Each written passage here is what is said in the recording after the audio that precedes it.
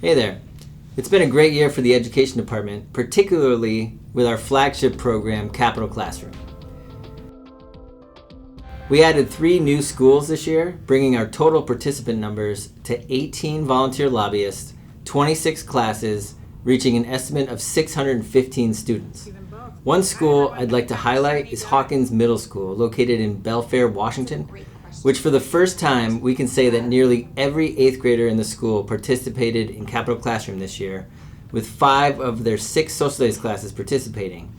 We were able to accomplish this feat by having up to 3 classes join simultaneously with their lobbyist. They wrote 13 legislators and even sent letters to the governor regarding the ghost gun bill.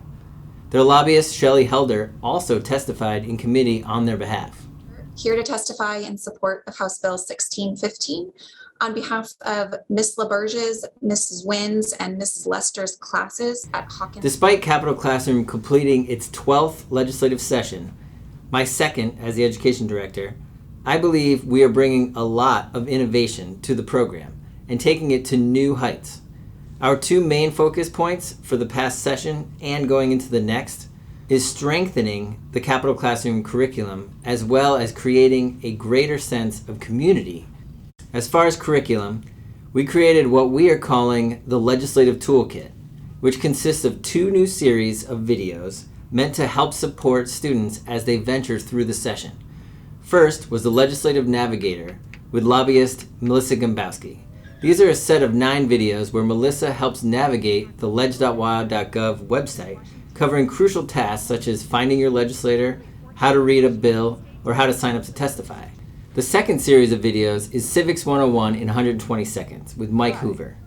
These are 17 short videos featuring the wit and humor of parliamentarian Mike Hoover, covering the legislative process. From what is the legislature to what is caucus and floor debates, teachers are finding these short, informative videos incredibly helpful to assign as homework or watch in class in preparation for their bi-weekly meetings with their lobbyists. Our second focus is to bolster a stronger sense of community for our participants, and we have employed a multi-pronged communication strategy to help do this.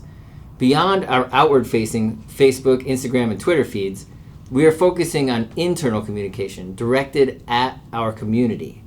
We created a program-specific newsletter that goes out every week during session called Capital Classroom Updates.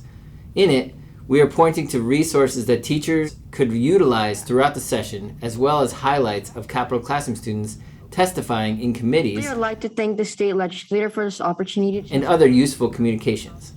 We plan to continue this throughout the interim. Also, prior to session, we held a veteran Capital Classroom teacher roundtable, a discussion on tactics they find useful for integrating Capital Classroom into their classroom curriculum. All those little itty-bitty nuances of how to advocate within the government comes out through following whatever bill that they pick. We plan to hold more of these virtual roundtable events with our teachers and lobbyists to talk shop and discuss how best to cover the legislature with students. This not only helps support our volunteers by giving them new tools to work with, but also fosters a sense of community that spans program-wide. Lastly, we piloted a project called Capital Classroom Plus, which is meant to offer an asynchronous version of Capital Classroom and delivering an option to classrooms who are unable to commit to a scheduled 30-minute meeting every other week. Think more of a YouTube content stream rather than a Zoom meeting. One goal in mind for this format is the ability to scale more easily. Hello everybody, it's Aiden Espino, your friendly neighborhood lobbyist. By allowing for one lobbyist to reach many more classes than the traditional one-to-one Capital Classroom model. With the help of lobbyist Aiden Espino, we piloted the project with 3 schools. Together, they tracked a set of housing bills and even received short guest interviews from 2 bill sponsors, Representative Barkas and Bateman. Hi everyone, it's so good to be here with you virtually. The pilot was well received by all 3 schools, in particular a senior level ESL class, who found it incredibly useful to be able to engage in the program by watching short videos that they could pause and replay to accommodate their language levels.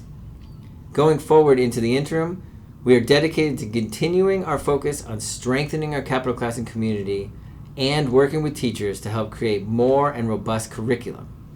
If you have any questions, feel free to send them my way. Thank you.